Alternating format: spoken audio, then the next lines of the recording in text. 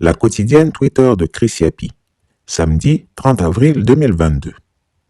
La France, champion mondial de la censure sur Twitter. Dans cet article datant de février 2014, les statistiques de Twitter démontraient déjà que la France était le numéro 1 mondial de la censure de tweets. En effet, les autorités françaises étaient à l'origine de 87% des demandes de suppression de contenu reçues sur le réseau social au niveau mondial. Je soutiens cette assertion puisque j'en ai été moi-même victime. La France n'est plus le pays de la liberté d'expression, elle est en dictature. En tout cas, avec Elon Musk, le nouveau propriétaire de Twitter, je ne crains plus les censures et censeur Alassane Ouattara, l'octogénaire supermenteur, et son ami, le gamin Emmanuel Macron. Martyrisation des opposants politiques en Côte d'Ivoire. Dans un futur proche, Alassane Ouattara est en train de préparer une procédure pour arracher une résidence d'un des opposants ivoiriens. Information classée A1. Violence entre étudiants et forces de l'ordre à Bouaké. Le mardi 26 avril 2022, les campus de l'université Alassane Ouattara de Bouaké ont été le théâtre de scènes de violence entre les forces de l'ordre et les étudiants de la dite université. Ces violences sont intervenues au deuxième jour de grève lancé par le Comité des élèves et étudiants de Côte d'Ivoire, CECI, pour dénoncer l'insuffisance d'infrastructures et d'enseignants.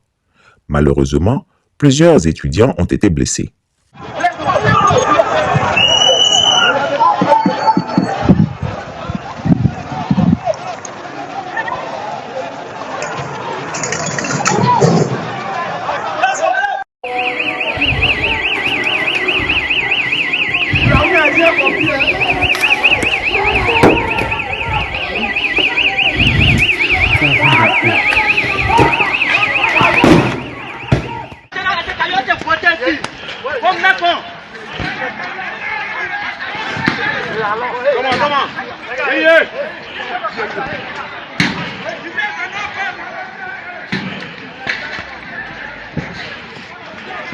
Prenez, jetez sur là-bas.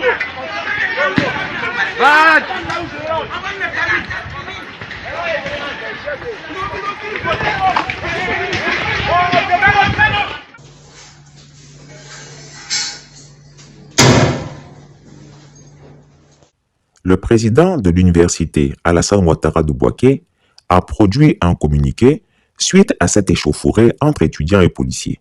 Je le cite. Ce mardi 26 avril 2022, pendant que nous étions en séance de travail dans nos bureaux, nous avons été surpris par des détonations suivies de courses-poursuites entre forces de l'ordre et étudiants dans l'enceinte du campus.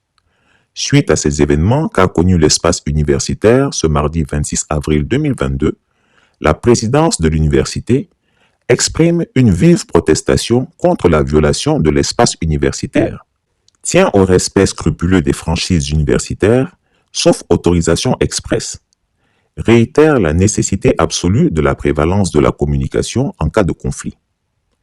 Chose scandaleuse et tout aussi curieuse, en Ouattara, les forces de l'ordre peuvent pourchasser, blesser, arrêter des étudiants et confisquer leurs biens dans l'enceinte d'une université sans en avoir préalablement informé les responsables et avoir l'autorisation de la dite université.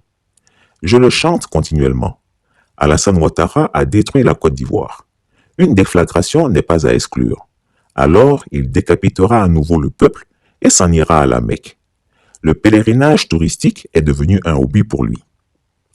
Corruption, mensonge, manipulation et russophobie.